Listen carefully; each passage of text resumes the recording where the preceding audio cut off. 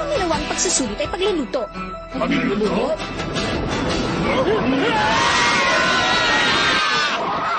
Sa edad na 21, dahil sa pagiging henyo, si Ledge, ang pinakabata at naging pinakamagaling na gourmet hunter. Masyado siyang sumpungin at malupit. Dahil sa katakawan niya, ang lahat ng pagkain sa buong mundo ay natikman na niya. Pero hindi pa rin niya nalilimutan ang lasa ng mga ito. Ang masasabi ko lang sa inyo ay mag-ingat kayo sa lahat ng inyong gagawin. Ang susunod na pagsusulit, ang o-order ko sa inyo ay sushi! Ulitin mo yan! Kaparehin mo isa! Ulitin! Ulitin! Ulitin! Kaparehin ko yung muna, ha? Sige na! Sorry, nabusog yata ako sa kinain ko.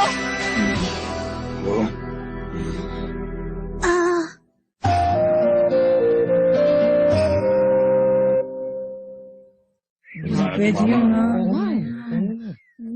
Seryoso ba siya? Huwag niyo sabing ibabagsak niya tayong lahat. Isa itong malaking kalokohan. Hindi to totoo. Hindi maaaring tapos na ang pagsusulit. Ano naman yan? Di pwede to. Ang sabi ko'y wala akong pakialam. Basta sabihin mo na lang sa kinauukulan na lang ang sinabi ko sa'yo. Hindi! Ang gusto mo tayo Pagdating sa pagkain, nasisiraan talaga ng bait itong partner ko na si Mensch. Buhara! Mabuti pang tumahimik ka na lang dyan. Totoo kaya talaga ito? Sa akin pa rin ang huling desisyon sa pagsusulit nito. Bakit? May reklamo kayo? Hindi ako papayag. Ako rin, isa itong kalokohan. Babagsak na tayo ng dahil lamang sa hindi tayo marunong magluto. Baka hindi ko mapigilan ang sarili ko sa baba ito. Naku, lagot. Sigurado itong isang malaking kaguluhan. Tama na! Basta hindi ko babaguhin ang aking desisyon. Dahil walang sino man sa kanila ang nakapasa sa pangalawang pagsusulit. Teka lang po sandali. Bigyan niyo pa kami ng panahon. Ano ginagawa mong bata ka? Akin na nga yan! Kailangan ko pong makapasa sa pagsusulit na to dahil kailangan ko makita ang aking ama. Ganun ba? Pasensya ka na lang, bata. Pero alam mo naman na ako pa rin ang tagapagbigay ng pagsusulit, kaya ako lang ang makakasabi kung sinong nakapasa. Maliwanag na ba sa yon, bata? Oo naman. Kaya nga bakit hindi mo pa kami bigyan ng isa pang pagkakataon sa pagsusulit? Kapag sinabi kong hindi, hindi. Kaya tapos na ang pagsusulit para sa taong ito. Ano pang hinihintay niya? Magsiuwi na kayong lahat. Hindi ako makakapayag dyan. Hindi ko matatanggap ang sinabi mo. At uwi na lang isang talanan. Masyado naman yata ang madaling mapiko ng batang to. Ano? Alam mo, ang mabuti pa, subukan mo na lang ulit sa isang taon. Tumigil ka dyan! Ang gusto kong mangyari sa akin ay maging tunay na hunter at hindi isang tagapagluto. Ang pangarap ko ay maging isang blacklist hunter. Gusto kong malaman mo na hindi ko matatanggap ang desisyon ng isang hamak na gourmet hunter na katulad mo. Hamak na gourmet hunter na tulad ko? Oo, tama ka. Paano ko naging hunter? Ang alam mo lang eh, kumain at humiga. Sabihin mo nga! Hindi ba't ang taong yun ay... Ang number 255, siya ang wrestler na si Todo. Hindi ko matatanggap sa aking sarili na isang hunter o tagapagbigay ng pagsusulit. Kahit ang iba pa mga tao dito ay siguradong hindi rin maniniwala sa'yo. Huh? Malis ka dyan, Buhara. Pabayaan mo ako magpatinig sa kanya. Ako na lang.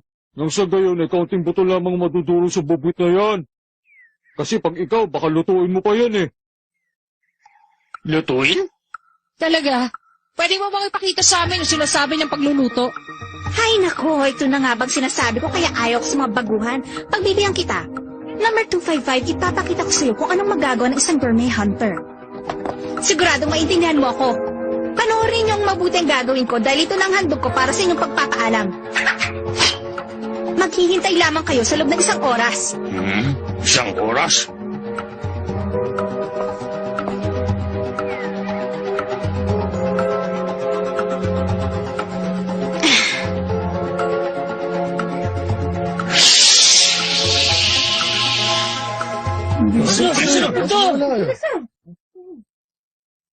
Lumilihis na yata ang takbo ng sitwasyon sa dapat itong puntahan.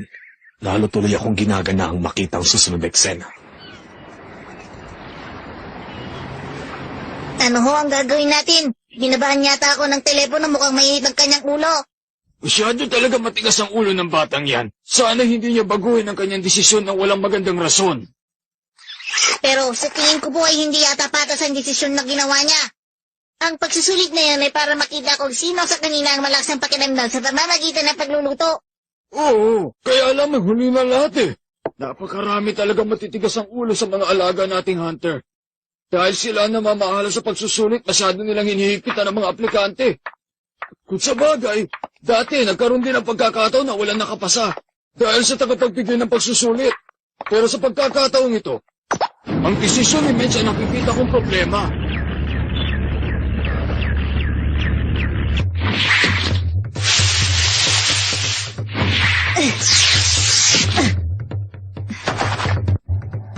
Sariwang-sariwa pa ito. Ah?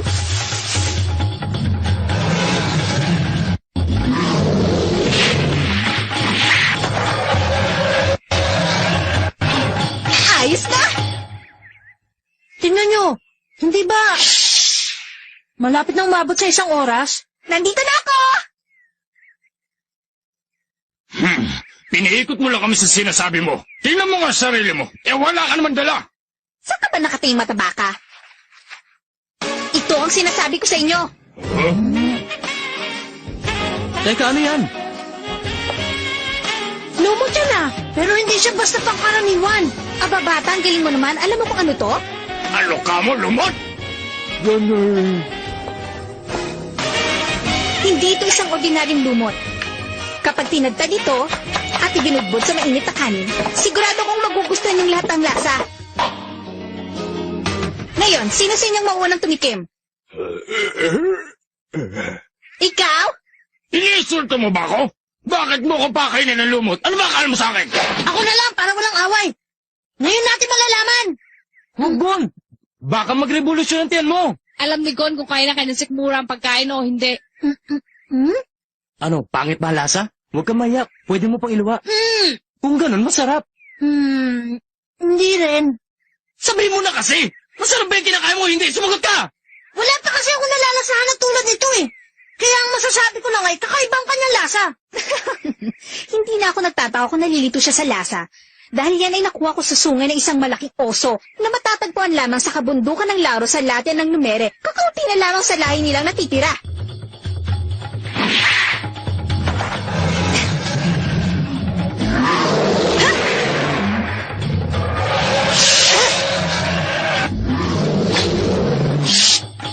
Bata, alam mo ba yan ang pinakabihirang putahe na kinababaliwan ng lahat ng mga gourmet hunter sa buong mundo?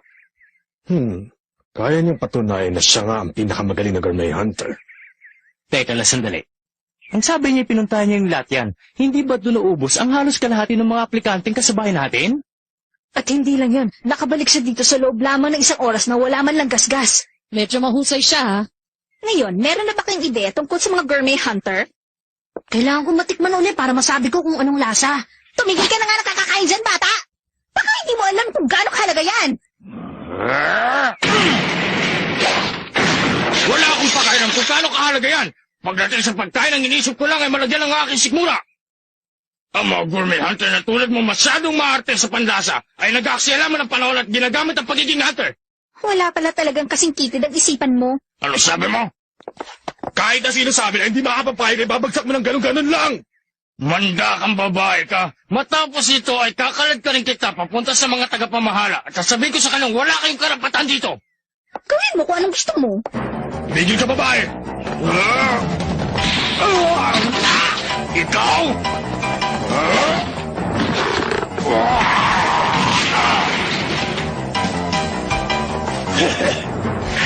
Itinatago ko palang lakas. Sigurado magiging masaya to. Kaya umanda ka. Buhara, huwag ka makialam dahil laban ko ito. Kung ganon...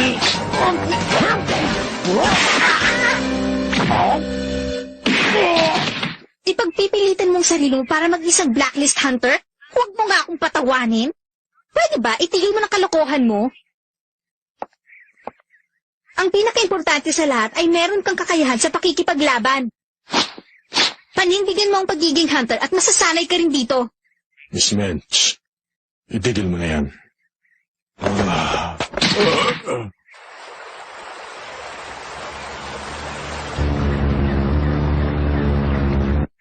Sa ngayon ay nasisiguro kung wala na magdududa sa iyong kakayahan bilang tagapagbigay ng pagsusulit.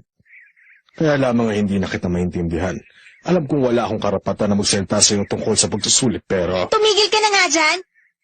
Kahit sino pa ang makialam ay hindi ko na mababago ang desisyon ko sa pagsusulit na ito. Tignan mo, Hindi lamang simpleng lakas ng pangangatuan ang gusto kong makita sa binibigay kong pagsusulit sa kanila. Ang gusto kong malaman ay kung meron silang sapat na lakas na loob para humarap sa kahit anong kalaban. Pero Miss Mensch, masyado ko naman yata mahigpit kung wala kayong papasa sa kanila ni isa. Ha? Ayun, yun. Tingnan mo nga naman. Yan ay, Ang simbolo ng Hunter Association, oh. Ang tagapagbigay ng hatol. Ha?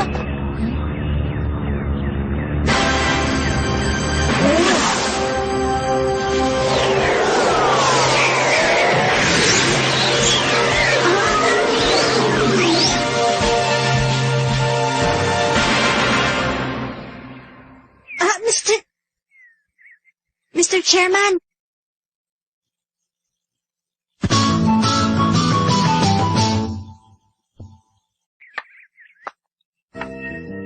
Siguradong pagtutol ang dahilan ng pagpunta niya dito. Teka, sino naman yung matandang yan? Tinawag siya ni Mesh na Mr. Chairman. Ibig sabihin, napakataas naman ng tinalon niya. Ibang klase. Tama ka. Napakatibay ng buto niya sa binti. Matagal na panahon na rin, Chairman Netero. Siya yun, siya ba? Mr. Chairman ng Hunter Association. Siya ang pinakamakapangyarihang tao sa lupuan ng Hunter exam. Talaga siyang pinakamagaling. Nakita mo naman, hindi ba? ako ang pinakamataas sa lahat ng miyembro ng Hunter Association. Ako ang namamahala kapag gumugulo na ang sitwasyon, katulad ngayon. Hindi ba binipining... Ha? Opo!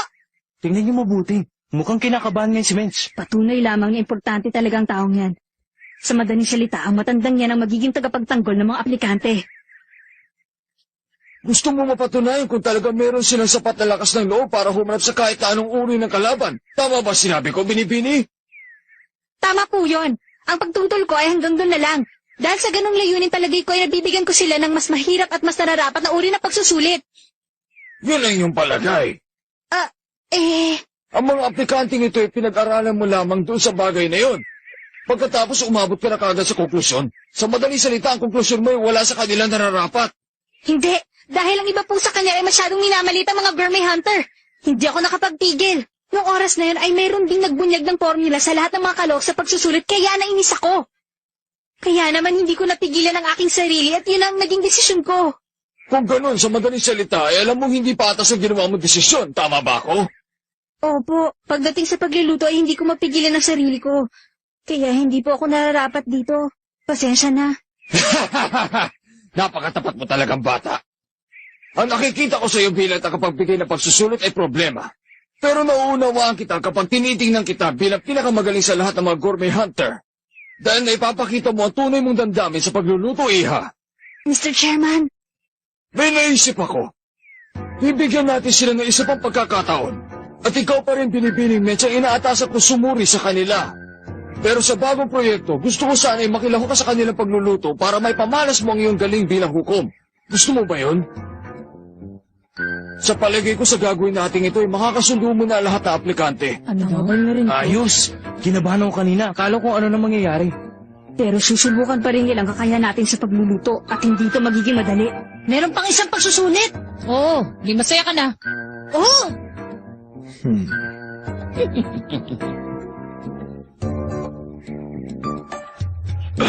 Mabuti na lang dumating ang matanda. Ngayon, anong ibibigay mo pagsusulit? Ano nga kayang maganda? Alam ko na.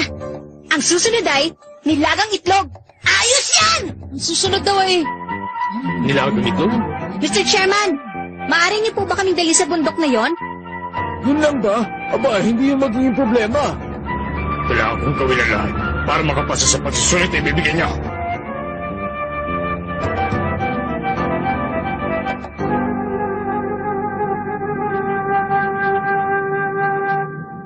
Nandito na tayo. Nakakatakot! Napakadilim. Ano kaya meron sa ilalim niyan? Huwag kang mag-alala. Sa baba ay merong malalim na ilog. Paano? Mauna na ako. Bumaba siya para kumuha ng itlog ng Spider Eagle. Dahil sa gitna ng biyak niya namumugad ang mga yun. Ang itlog ng mga spider eagle ay nakasabit sa kanilang sapot para maprotektahan dapat sa ibang uri ng halimaw na kumakain ng itlog nila. Isang itlog lamang ang kukunin niya at babalik na rin siya kagad dito. Ganitong uri ng itlog ang ilalaga natin. Dapat ay maging maingat kayong lahat. Dahil ang ilog sa ilalim niyan ay masyadong malakas ang agos, dadalhin kayo niyan sa dagat na walang hintuan. Napakayabang talaga ng babaeng to. Sino ba naman ang may matinong pag-iisip na tatalon dyan? Ay, mabuti naman. Ganito talaga hinihintay ko. Mas madali ito, kaysa tumakbo ng mahaba at magluto ng katutubong pagkain. Sang-ayon ako. Paano, mauna na ako? Ano pang hinihintay niyo? Ayun na! Eh kayong lahat, susuko na ba kayo? Kailangan din ng tapang para umayaw. Huwag kayong mag-alala, may susunod pa sa 1 taon. Hindi ako susuko.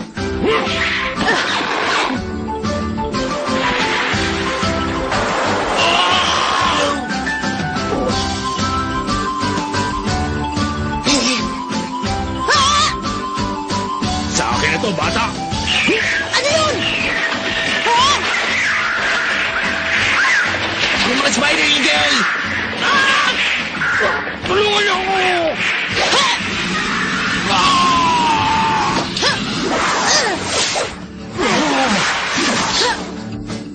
Gon, ayos ka lang ba? Oh! Walang problema! Oh, Kakaiba naman yung batang yun. Bilib ako sa kanya. Kailangan mong ingat sa mga ginagawa mo. Ayos lang ako, Nyoryo! Tapos nang pagkuha niyo ng pagkain. Ngayon, ipakita niyo na sa akin ang mga nakuha niyong itlog. Isipin niyo na kung anong gusto niyong isipin. Basta ang itlog niya ay akin. Ang daya niya. Hindi ako papayag! Minahon ka lang dyan. Ha? Asa na? Eto lang ang itlog ko! Ha? Paano mong nakuha yan? Magaling! Napakahusay mo talagang bata ka. Pero bakit mo nga pala isinugal ang buhay mo at bumalik pa dun para lamang iligtas ang matabang yan? Kasi...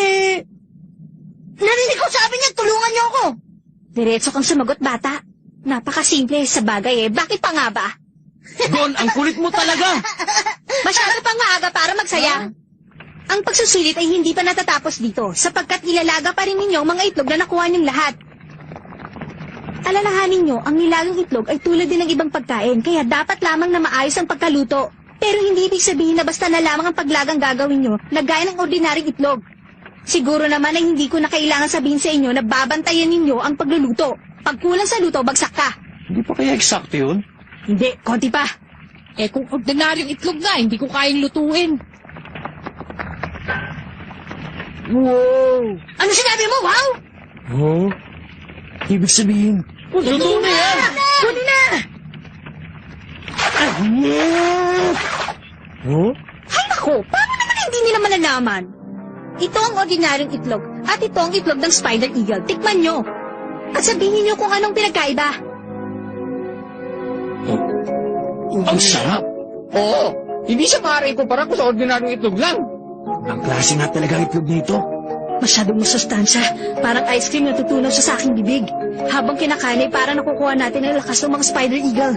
Oo, hindi pa ako nakatikim ng ganito nilagang itlog. Kahit itaya mo ang sarili mong buhay, ayos lang para sa itlog na to. Mas gusto kong lasa nito kaysa doon sa kanin na nilagyan ng putik. Lumot ang nakalagay doon, hindi putik. Lumot yon, bata, at bihirang-bihira ang pagkain na yon.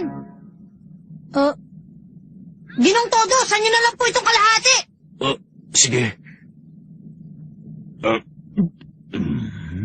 Ang sarap.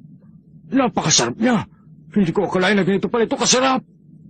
Kapag nakahanap ka ng masarap na pagkain na hindi pa natitikman ng kahit na sino man, makakaramdam ka ng pambihira at kakaibang kasiyahan na parang nakahuli ka ng isang kilabot na kriminal o nakahanap ka ng isang baon na kayamanan. Kaya kaming mga gourmet hunter ay sinusugal din namin ang aming buhay kagaya ng iba.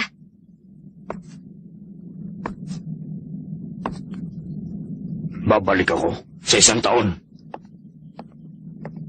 Ang galing mo naman! Nakakalimutan mo yata na ako isang henyong gourmet hunter. Kaya kailangan kong patunayan sa inyong lahat yon. Hindi ba, Chairman Netero? 42 tao ang nakapasa. Binabati ko kayo. Ang menu ni Menchi ay hanggang dito na lang. Yay!